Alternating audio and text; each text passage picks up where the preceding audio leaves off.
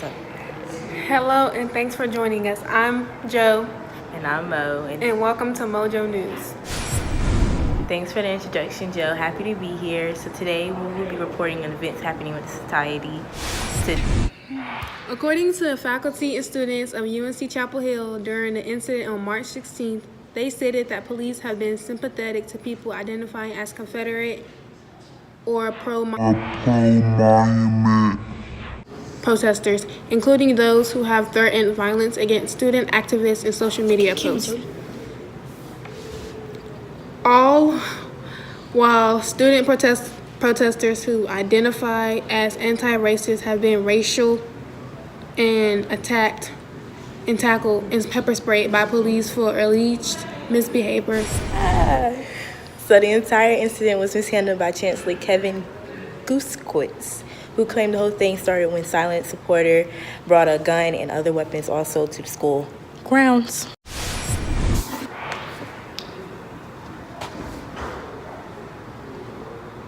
In other news, North Carolina lawmakers want to reduce student testing. They are weighing different options on how to reduce the amount of standardized tests given to North Carolina public school students. The State House voted 110-2 on Wednesday for a bill that overhauls the school testing program and reduces the number of exams given. But in the Senate, lawmakers introduced their own bill Wednesday that would reduce testing in a different way.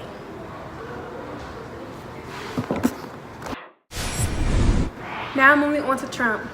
Trump's Homeland Security Secretary Kristen Nielsen resigned on Sunday, April 7th in Washington, D.C. In her resignation letter, she stated that she had hoped that the next secretary would have the support of Congress and of the courts on fixing the laws which have impeded their ability to fully secure America's borders and which have court-bound to discord in our nation's discourse. Nielsen had requested the meeting to plan a way forward at the border, in part thinking she could have a reasoned conversation with Mr. Trump about the role.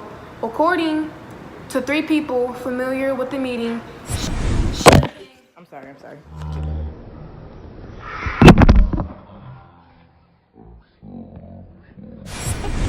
She came prepared with a list of things that needed to change to improve the relationship with Mr. President.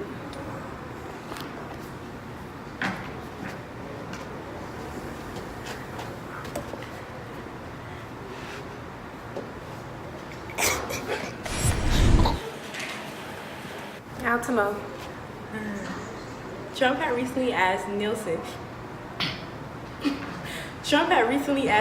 to close the ports to the entry along the border and to stop accepting asylum seekers. Nielsen had found this very ineffective and inappropriate. After the meeting, she submitted her resignation. Ms. Nielsen said she planned to stay on as a secretary through Wednesday in order to assist with an orderly transition. The abruptness was unusual because the Department of Homeland Security currently does not have a deputy secretary who would normally take the reins.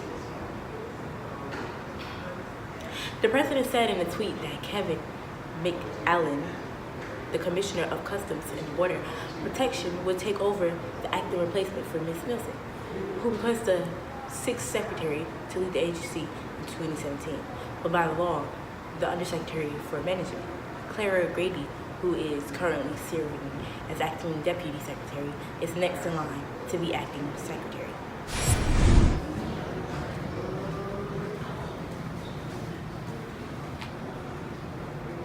Oh, I didn't see you there. Today's weather is going to be a high of 82 and a low of 76. There will be no raining and it will be nothing but sunny skies and partly cloudy. Make sure you can't see my feet.